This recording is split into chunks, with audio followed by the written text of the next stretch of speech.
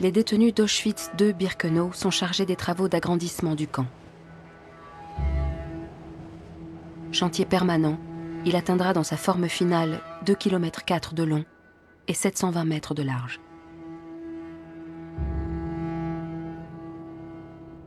Entre 1942 et 1943, les détenus vont construire à l'extérieur du camp de Birkenau 4 crématoires. Chacun d'eux sera composé d'une chambre à gaz de grande capacité, pouvant contenir jusqu'à 3000 personnes, et de fours crématoires. La majorité des Juifs va être gazée dès son arrivée. Seule une infime minorité va entrer dans le camp de concentration.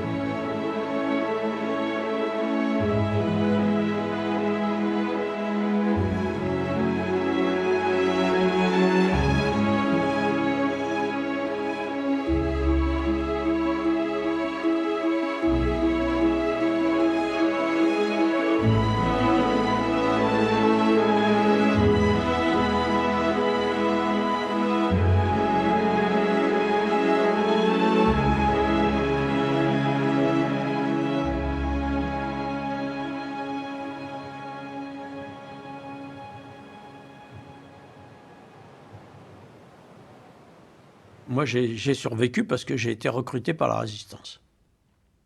Alors, c'était celui dont je vous ai parlé tout à l'heure, qui s'appelle Alfred Besserman. Et Alfred Besserman, je l'ai trouvé dans l'équipe de travail de force où j'étais, là où on était sûr de crever en quelques semaines. J'ai vu qu'il s'adressait successivement à tous les déportés qui venaient d'arriver, dans l'équipe où j'étais.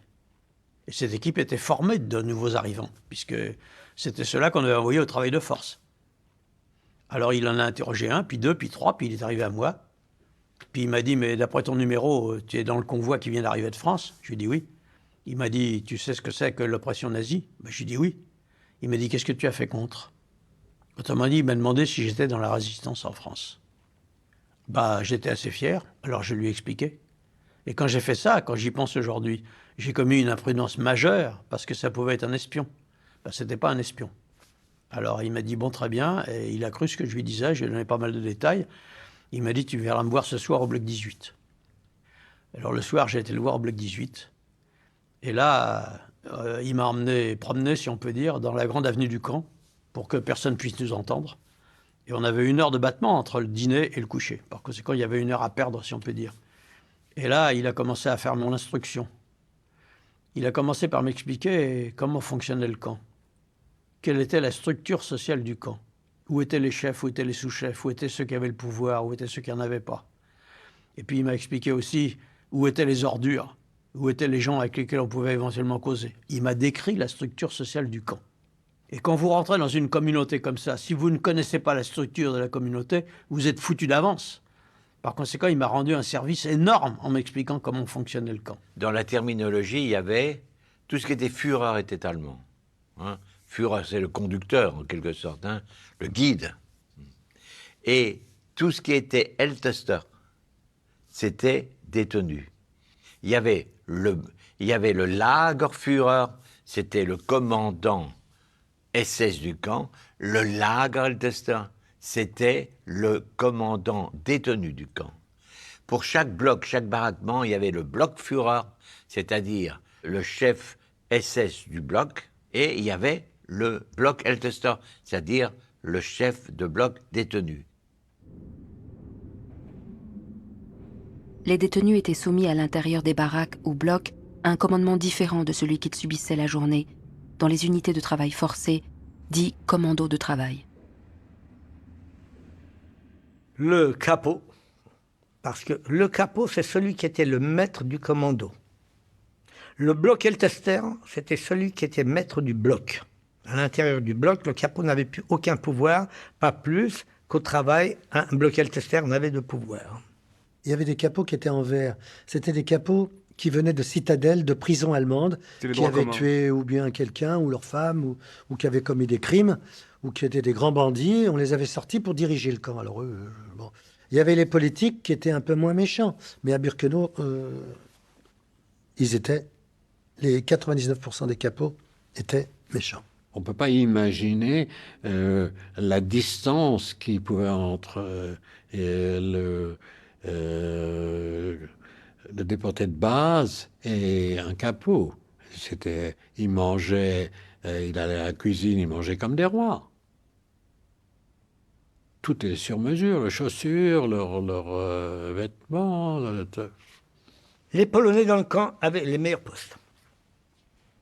C'est eux qui étaient presque toujours les capots, les foires abatteurs, c'est-à-dire chefs de travail, chefs de bloc. Et les internés polonais, la plupart du temps, étaient tellement antisémites. Ils étaient, on peut le dire, on peut oser le dire, des auxiliaires formidables pour les SS. D'ailleurs, il y avait un antisémitisme dans le camp que vous vous doutez pas. Ah bon? On était tout le temps traités de sales juifs, de Verfluchte Jude, tous les insultes. Par qui hein? Par les Allemands, par les capots, pas que par les capots. Les capots, ça pouvait être une Polonaise, c'était des Ariennes. Il y avait les Ariens et les Juifs. Ça ne veut pas dire qu'il n'y avait pas des Juifs qui avaient des petits postes parallèlement. Il ne faut pas non plus simplifier l'histoire, vous voyez. Il ne faut pas réduire les choses, ce ne serait pas juste non plus. Mais ça n'avait aucune commune mesure. C'était elle, le pouvoir, c'était les détenus de droit commun et les résistants.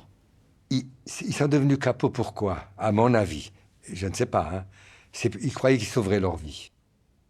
Je crois qu'ils ont fait ça en disant si moi je tape sur les autres, moi on ne me tapera pas et je vais sauver ma vie. Et c'est pas vrai. Parce que à Auschwitz, à Birkenau, les capots de temps en temps les tuaient aussi. Parce que qui c'est qui les tuait? C'est nous. Nous, les Häftlinge. Parce que quand on attrapait un tout seul, on était une bande. Vous savez qu'on en a tué un dans les toilettes, dans la fosse commune. On l'a mis dans la fosse commune avec les excréments. Ça, vous y avez participé à ça? J'étais pas personnellement, je l'ai pas mis, mais j'étais dans le groupe. Je n'ai pas fait moi. J'ai assisté. Voilà, disons le mot exact. Il faut pas. J'ai assisté à ça. C'était terrible.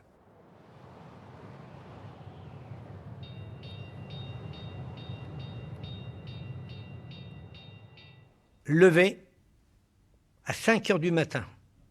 À 5 heures du matin, les cloches du camp se mettaient à sonner. Vous deviez à toute vitesse être en bas de votre couchette, parce que 5 minutes après, c'était l'appel. Et malheur à vous si vous n'étiez pas à l'appel. Alors le chef de bloc, le Blockheltester, ainsi que ses Sturmdienst, les chefs de chambre, vous apprenez à venir à l'heure. Alors, un petit déjeuner, c'était une gamelle de soupe. En fait, c'était une espèce de café. Ça avait la couleur du café, mais c'était tout. Ça sentait pas le café, il n'y avait pas de sucre là-dedans, il n'y avait que de la flotte, ou à peu près. Mais c'était quand même marron, comme du café. Mais ce n'était pas du café. Et par la suite, on a appris que c'était très important de prendre ce café, parce qu'il était fait avec de l'eau bouillie. Or, l'eau qui coulait dans les robinets n'était pas potable. Par conséquent, le seul liquide auquel on avait droit, le café du matin, la soupe du midi et la soupe le soir, parce qu'eux, ils étaient faits avec de l'eau bouillie. Boire ce café, entreboire ce café, à Derzatz, c'était dans une timbale qu'on appelait un garnuszek en polonais. Et il y avait à choisir. Ou vous lavez les dents comme ça, vous lavez intimement comme ça, ou vous buvez. Il fallait faire quelque chose. Moi, j'ai préféré, malgré tout que j'avais l'époux et tout ça, me laver quand même, avoir une dignité de me laver les dents et le côté intime, et le restant qui restait, alors c'était calculé les gouttes, hein, le restant je le buvais, c'est tout.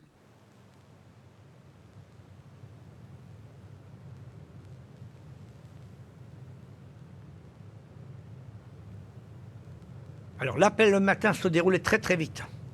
Il fallait tout de suite vous mettre la main tendue comme ça pour faire les rangs. Vous deviez toucher avec le bout du doigt l'épaule de celui qui était devant vous. Et la main tendue comme ça pour former les espaces. Pourquoi ça? Parce que le SS qui vous comptait devait pouvoir passer dans les rangs et voir s'il n'y avait pas un seul qui manquait. Alors ça doit être comme ça et comme ça. On portait la main droite au bonnet, Mützen, et on le claquait très fortement sur la cuisse droite. Et donc il disait Mützen, up. Et quand il disait up, il fallait qu'on entende un seul coup. On était rangés en équipe par 5 et on était comptés. Et bien entendu, rien ne se passait tant que tout le monde n'avait pas été compté. De part, les gens qui nous comptaient, c'était des chefs d'équipe. Les chefs d'équipe étaient des droits communs allemands crétins à un point incroyable. Ils comptaient 10 fois avant d'arriver 2 fois de suite au même nombre. Et après, le SS arrivait et il recomptait les gens. Et après, on allait travailler. Ils ne trouvaient jamais leur compte. Je ne sais pas pourquoi ils avaient besoin du compte. Bon, il y a beaucoup de gens qui se suicidaient dans la nuit. Les gens qui pensaient et qui se sont allés... Ils ont touché les fils qui étaient électrifiés, n'est-ce pas? Ouais, mais ça arrivait souvent qu'il y ait des suicides. Ah oui, tous les matins. D'ailleurs, vous savez, les sentinelles avaient ordre de tirer sur tout ce qui s'approchait vers les fils, n'est-ce pas? Alors on entendait toute la nuit, pom, pom, pom, pom. Le matin, on entendait, ils tiraient dessus. Si quelqu'un était mort dans la nuit, il manquait à l'appel. Donc, moi le premier, je sais qu'à un moment, il y a un de mes voisins qui est mort. Le matin, je ne l'ai pas pris. Il manquait une personne. Donc, il fallait le ramener, mort ou vivant, il fallait qu'il soit à l'appel. Les morts étaient alignés dehors, devant le bloc. Il y en a qui se trouvaient mal, mais il fallait subir. Il n'y avait pas de... Mais il fallait amener aussi le camarade qui n'en pouvait plus, qui ne pouvait plus se lever, qui ne pouvait plus marcher. Et tant que l'appel n'était pas terminé, que le compte n'y était pas, il fallait le tenir debout, au garde à vous à côté de nous. Et ça durait, parce qu'on nous comptait, c'était jamais juste. Ils nous recomptaient encore une fois, et on nous recomptait encore. On avait l'impression que c'était vraiment le plaisir. Et ce comptage durait tellement de temps que tous les jours, il y avait des copains qui mouraient. Il y avait des gens qui s'effondraient parce qu'ils étaient obligés de rester debout en plein soleil ou sous la neige pendant 2 heures, 3 heures, etc. Et tous les gens, il y en a qui mouraient.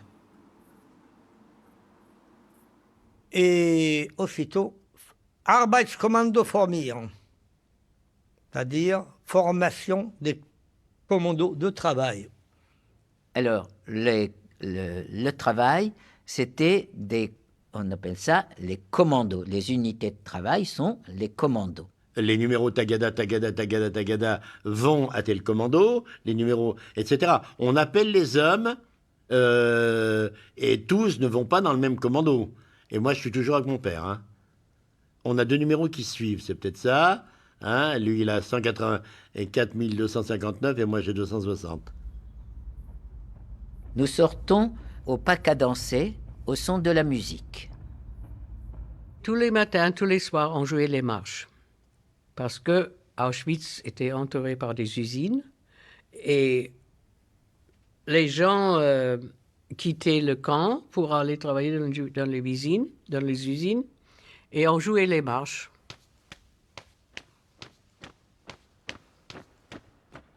On sortait 5 par 5 et le SS vous comptait. Avec 100 personnes rayées qu'on était bien sortis à 100. Parce que le soir, en rentrant, la même comédie, vous deviez rentrer par 100. Vivant ou mort, ça n'avait pas d'importance. Le principal étant que vous soyez 100. On ramenait les morts le soir. Quand on rentrait, il y avait de la musique devant le camp qui jouait de la grande musique et nous, on portait les cadavres sur les épaules. Pas spécialement moi, mais tout le monde. Un jour, c'était moi, un jour, c'était un autre. Il y avait ramené toujours les morts. Il fallait ramener les morts dans le camp pour compter s'il n'y a pas quelqu'un qui s'est évadé. Donc, il y a un tas de choses qui en font que c'est difficile. Parce que quand on raconte une journée, il faut la multiplier par 500. Donc c'est toujours à peu près le même scénario. Quand on allait au travail, on sortait en musique. La fameuse marche Radetzky.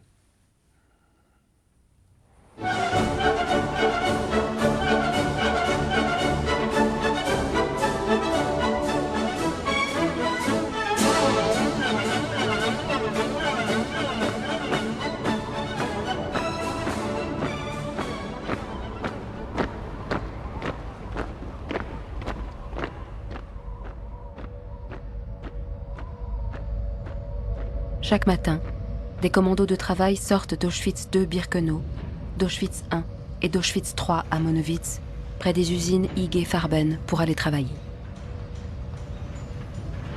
Des milliers de détenus concentrationnaires doivent s'y livrer aux travaux forcés, essentiellement pour l'industrie de l'armement, l'agriculture et les mines. D'autres commandos sont transférés dans toute la Haute-Silésie, dans une 50aine de camps qui dépendent tous de l'immense complexe d'Auschwitz. Toute la journée était consacrée au travail, et un travail qui était très dur, parce que la tranchée, il me semble qu'elle mesurait au moins 2,5 mètres, 3 mètres. L'été, c'était relativement facile de creuser dans la terre, mais enfin, dès le mois d'octobre-novembre, la terre était gelée, c'était effrayant. On portait des graviers, on creusait, on faisait tout à la main, même le rouleau, le compresseur. Ah, je sais faire de route maintenant, je suis qualifié maintenant.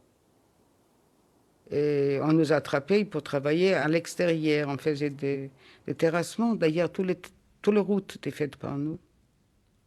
De Auschwitz à Birkenau. Je vais vous dire tout de suite que j'ai fait 5 ou 6, ou peut-être davantage camps de travaux forcés. Parce qu'on travaillait sur des chantiers. Moi, j'ai travaillé essentiellement sur des chantiers de travaux publics. C'est-à-dire fabriquer des routes, installer des voies de chemin de fer, couler des ponts en béton, creuser des tranchées pour les canalisations les plus diverses, enfin essentiellement à l'extérieur, et toujours au pas de course et toujours sous les coups et les injures. On m'a forcé à transporter des sacs de ciment de 50 kilos. Et là, au bout de quelques semaines, j'avais déjà maigri copieusement, parce qu'on était sous-alimentés à un point incroyable. Eh bien, le résultat, c'est que je transportais des sacs qui étaient déjà plus lourds que moi. Et le pire, et ensuite de ça, on m'a aussi demandé de transporter des traverses de chemin de fer, à 2. Une traverse, c'est 80 kilos. Alors on les mettait sur la peau, pratiquement nus. Il n'y avait pas de protection ni rien du tout. Ça vous arrachait la peau et tout ce qu'on peut imaginer. Mais le pire de tout, c'est que les chefs d'équipe des commandos, qui étaient des droits communs allemands, ils exigeaient qu'on court avec ces charges. Or, marcher au pas avec 50 kilos sur le dos, quand on pèse 40 kilos déjà, c'est un problème dramatique. Mais courir avec, c'est impossible. Et le résultat, c'est qu'ils mouraient tous les jours des tas de copains dans le camp.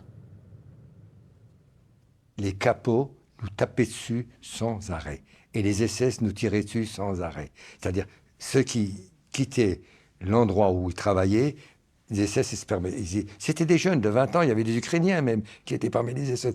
Ils nous tiraient dessus, c'était un jeu. On avait l'impression que c'était vraiment le plaisir des capots. Ils avaient le droit de vie ou de mort sur vous, à n'importe quel moment, pour n'importe quel motif, ou sans motif du tout, parce que vous aviez une tête qui ne leur revenait pas. Et là, il m'est arrivé une histoire terrible. C'est que j'étais avec une petite grecque et il fallait qu'on porte des sacs de pommes de terre sur ces tracks sans roues, quoi. Sur des espèces de brancards très courts comme ça. Très lourds. Et j'avais derrière moi un SS et un chien et une schlag. Et pour qu'il nous fasse avancer plus vite, il disait « Pousse-la, tu vois bien qu'elle ne marche pas. Pousse-la, allez, pousse !» Et il me poussait jusqu'à ce qu'elle meure, jusqu'à ce qu'il la tue, jusqu'à ce qu'elle s'écroule. Alors, vous voyez, j'ai fait ça aussi. J'ai fait ça. Et puis, un jour, est passé le Scheißkommando. Et on m'a attrapé. Et on m'a fait pousser la citerne qui contenait les excréments. Et puis on a fait quelques kilomètres pour le déverser dans un lac d'excréments. Et il y avait une femme qui avait été aussi piquée pour le Scheißkommando, qui a ouvert le robinet de vidange, qui a glissé dans le lac. Et elle en avait jusque-là. Et pendant qu'on essayait de la sortir de là, il y avait les capots et les femmes SS qui se tenaient les côtes de rire. C'était insupportable.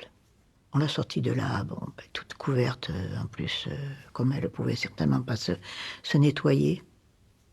Mais ça a été un souvenir horrible de se dire, mon Dieu, mais elle va mourir là-dedans. un des problèmes majeurs qu'on a eu là-bas, c'est que toute la communication se faisait en allemand. Et en particulier, tous les ordres étaient donnés en allemand. Et quand on n'exécutait pas un ordre, personne n'envisageait, celui qui avait donné l'ordre, qui était généralement une brute, cette brute n'envisageait pas une seconde que vous n'aviez pas compris. Il envisageait seulement que vous refusiez d'obéir. Auquel cas, on vous battait ou on vous tuait sur place. Donc il fallait apprendre l'allemand des camps à tout prix.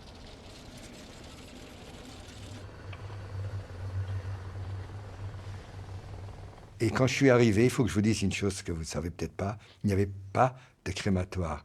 C'est nous qui en appelé la Moreschule, l'école de maçons, qui ont construit ces crématoires.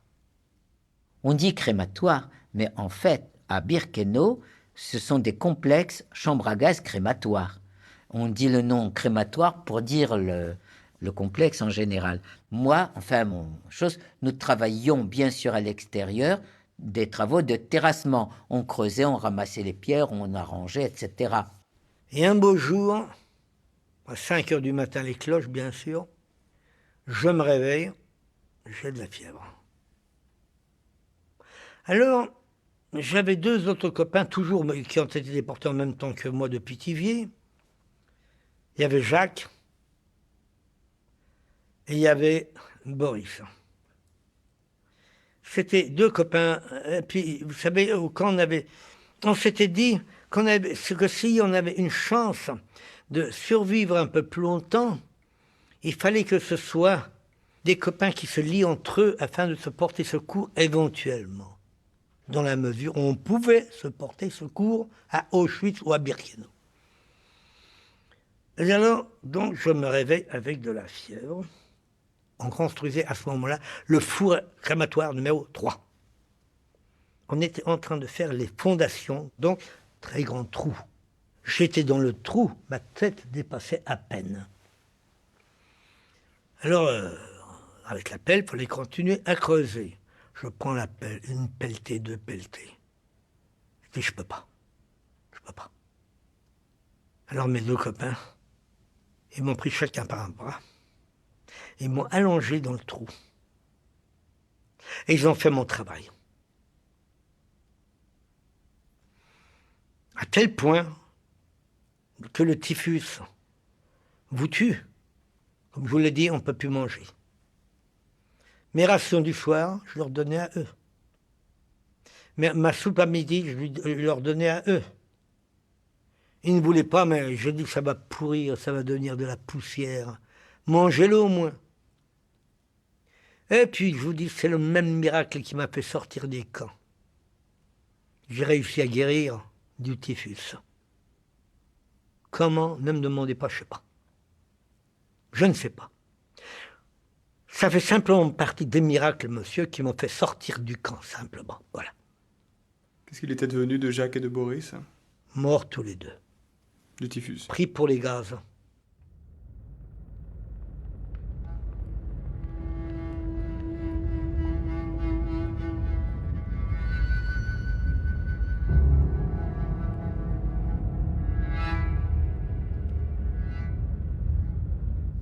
Et quand la nuit tombait, donc la sirène retentissait, il fallait nettoyer les pelles, les pioches et rentrer au camp, au pas, au son de la musique militaire allemande, qui au début m'arrachait les larmes, parce que c'est émouvant, la musique militaire. Et là, il y avait un nouvel appel. Et pendant cet appel, il y avait encore des camarades qui tombaient morts, parce qu'ils avaient trop travaillé pendant la journée, ils étaient sous-alimentés, etc. Et puis en plus de ça, on nous a souvent imposé une punition publique. Alors ça correspondait à des gens qui avaient été dénoncés par quelques ordures de déportés qui crevaient de faim et qui finalement avaient dit, pour gagner un peu à bouffer, je vais dénoncer un tel. Ou bien il y avait un gars qui avait commis un crime dans les termes SS. Le type était condamné à mort et on le tuait en public. Alors comme ça, j'ai vu tuer 1 ou 2 bons hommes à coups de fouet. Et si vous réfléchissez 2 minutes, vous comprendrez que quand on tue un homme à coups de fouet, ça prend beaucoup de temps. Et le type hurle tout ce qu'il a dans les tripes pendant des heures. Je me rappelle quelques grands moments dans la vie du camp, notamment les pendaisons.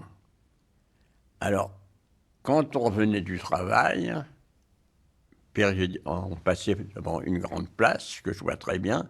Au fond de la place, il y avait des potences et il y avait 4 ou 5 prisonniers qui étaient exécutés, qui étaient pendus. Et nous, il fallait qu'on attende, qu'on reste. On ne savait pas ce qu'ils avaient fait. En fait, il y avait un Allemand qui lisait, mais on ne comprenait rien. Et c'était fait à la fois pour nous terroriser, à l'idée qu'on pourrait être pendu, pour nous humilier. Et assez curieusement, ça retardait l'heure de la soupe. Et j'avoue, avec honte maintenant, que parfois j'ai plus pensé à l'heure de la soupe. On avait une journée de travail fatigante, il fallait rester debout, il fallait attendre que les types soient pendus. On aurait dû compatir avec les pendus, et en réalité, on pensait beaucoup à la soupe. La pendaison, madame, était un châtiment qui était réservé, la plupart du temps, à ceux qui faisaient des tentatives d'évasion. Quelquefois également pour l'exemple. Il se trouve que pendant un laps de temps, je crois vous l'avoir déjà dit, j'ai servi d'aide à un chirurgien et en tant que tel, j'étais donc infirmier. Et les infirmiers avaient en particulier l'obligation de décrocher les pendus et de les emmener à la morgue. J'ai assisté à 12 pendaisons, madame. Et j'ai décroché 12 corps.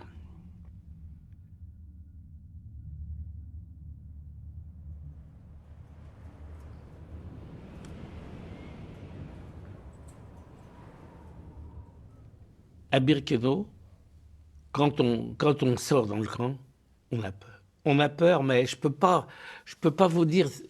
Peur, c'est un mot simple. C'est ce qu'on ressent. Une angoisse, quel mot pourrais-je donner pour on vit plus. Il y a 2 éléments dominants qui vont vivre dans toute ma vie contemplationnaire. C'est la peur que j'ai apprise déjà, et qui s'est ancrée en moi et qui vit comme un cancer en moi. Et puis c'est la faim. Il faut jamais oublier que la faim, la soif, vous met dans un climat d'esprit différent.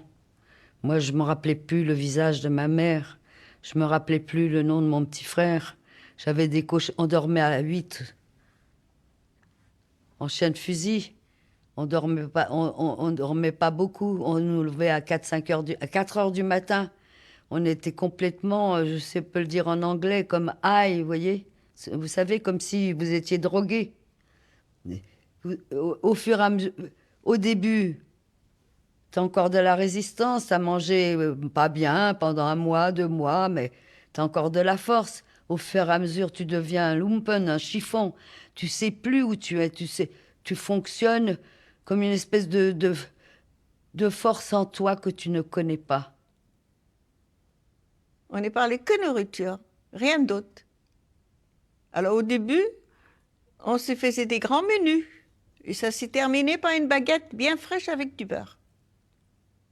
Ou alors moi, je rêvais des pâtes avec du gruyère. Mais au début, on faisait des vrais repas, on se donnait des recettes. On ne parlait que de ça. On ne parlait pas d'amour, ni d'amour physique. Ça, on n'y pensait pas. Mais de la nourriture. C'était l'obsession. Avoir faim tout le temps. Et puis sentir que on perd ses forces. Et alors, tout le monde le fait quand je le dis. Vous n'allez pas le faire parce que je viens de vous dire qu'on le fait. Vous prenez votre pouce et votre 3e doigt et vous essayez de saisir votre jambe, vous voyez. Faites-le. Le pouce et le 3e doigt. Vous n'arrivez pas à les joindre. J'arrivais. J'avais fondu au point que j'arrivais.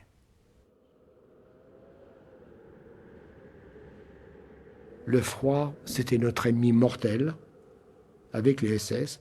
La température dans la journée pouvait descendre à moins 10, moins 15 degrés et quelquefois moins 20 degrés la nuit.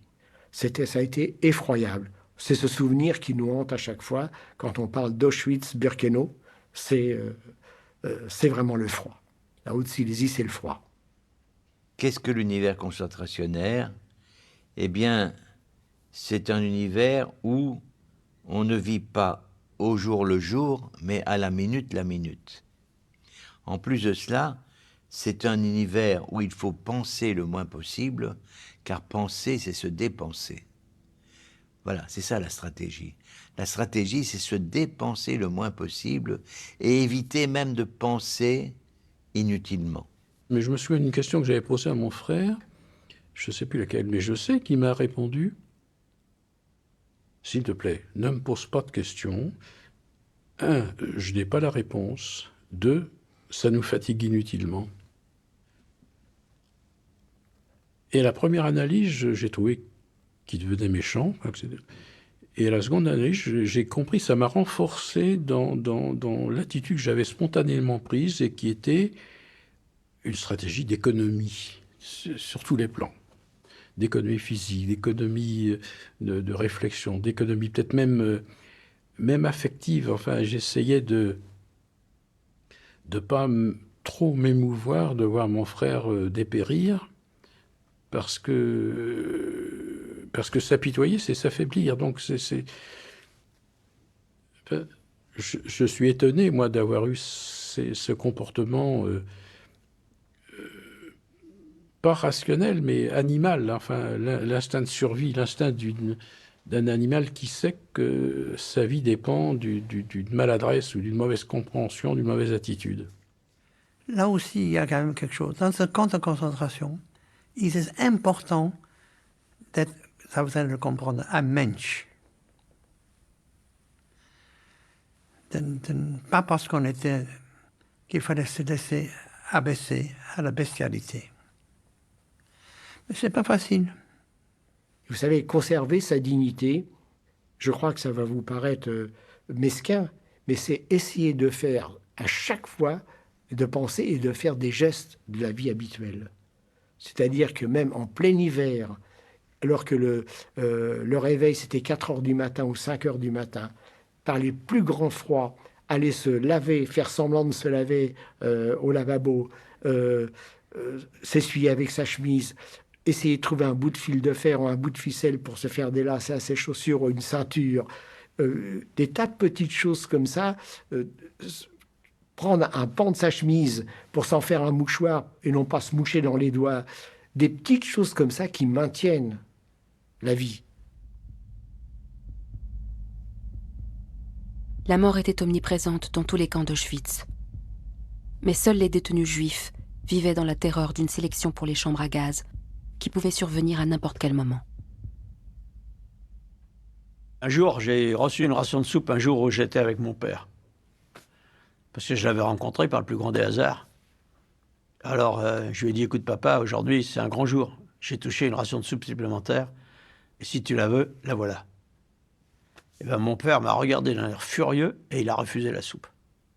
Et pourquoi est-ce qu'il a refusé la soupe? Il a refusé la soupe parce qu'il a pensé que je m'étais prostitué, que j'avais fait une saloperie quelconque, qu'on m'avait payé d'une ration de soupe. Et j'étais obligé de lui dire la vérité. C'est comme ça que mon père a su que j'étais dans la résistance en France et que je l'avais retrouvé au camp. Autrement, il l'aurait jamais su. Et du coup, il a accepté de manger la soupe.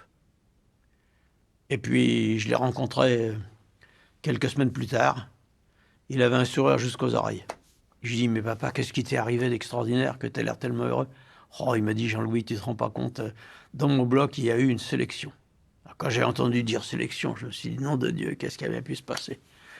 Il m'a dit, il y a une sélection, il y a un Allemand qui est arrivé, il nous a fait déshabiller tous les bons hommes du bloc, il nous a fait courir autour du bloc pendant un quart d'heure, et au bout de ça, quand je suis passé devant lui, il m'a arrêté, et il m'a dit en allemand, mais tu n'es plus en état de travailler, on va t'envoyer dans une maison de repos. Et mon pauvre père avait cru ça. Il avait cru qu'on allait l'envoyer dans une maison de repos. Mais moi, j'étais dans la résistance et je savais qu'on massacrait les gens à tour de bras à 5 km de là, et que par conséquent, c'était évident que quelqu'un qui ne pouvait plus travailler, il était condamné à mort. Bon, bah, j'ai fait ce que vous auriez fait. Je me suis réjoui avec lui qu'il allait aller dans une maison de repos. Mais je savais que je ne le reverrais jamais. Et je ne l'ai jamais revu. Je ne l'ai jamais revu. Il a été embarqué. Il y avait des camions qui circulaient tous les jours dans le camp et ils raflaient tous les gens qui étaient jugés incapables de travailler. Ils les emmenaient à Birkenau, on les gazait et puis c'était terminé. Parce que dans cette vie de camp, il va y avoir des sélections, n'importe quand, à tout moment. À tout moment, potentiellement, il peut y avoir une sélection.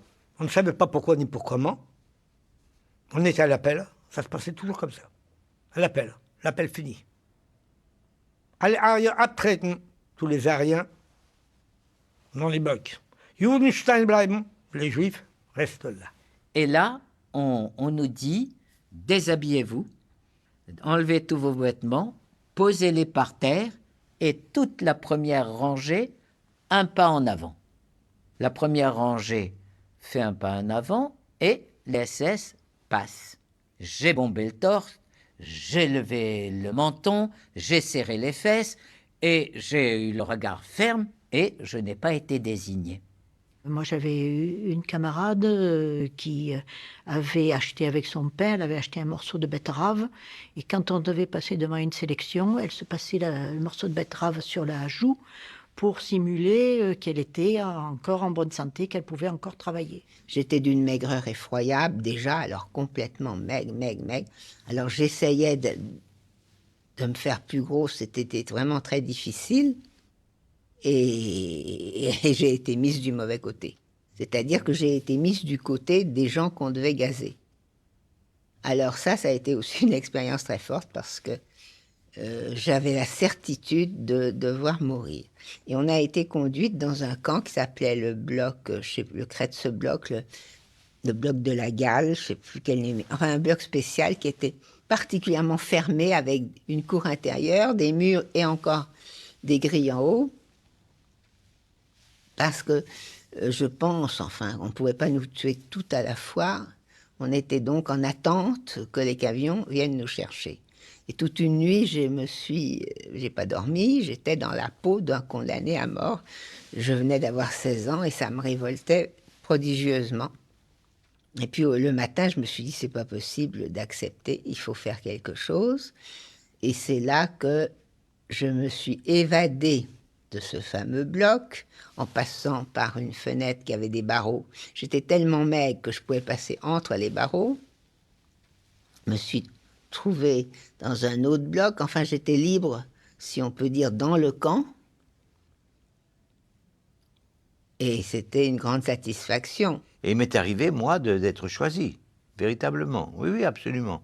Mais qu'est-ce que j'ai fait? Vous savez, à ce moment-là, on a toutes les audaces possibles et imaginables. On ne veut pas crever, hein. Voilà. Alors, il m'est arrivé des trucs choisis. Je devais me rendre à la Schreibstube, c'est-à-dire au secrétariat, pour me donner mon numéro. Je suis allé par là, puis je suis revenu en arrière, et je me suis remis dans les rangs. Et moi aussi, j'ai évité une sélection à Birkenau. J'étais pris. Il y avait la baraque, on était devant la baraque, le camion était un peu plus loin. Quand on arrive au bout du camion, je partais à droite. Et vous savez, c'est toujours la tête. Ceux qui allaient là, il y avait une porte avec un camion devant. On chargeait ça sur le camion, la petite ambulance, vers le complexe, comme moi j'ai dit, gaz, feu. Les autres se rhabillaient, recevaient la pitance, se couchaient, tout le monde se taisait, même le Sturmeltester se taisait. L'ange de la mort était passé.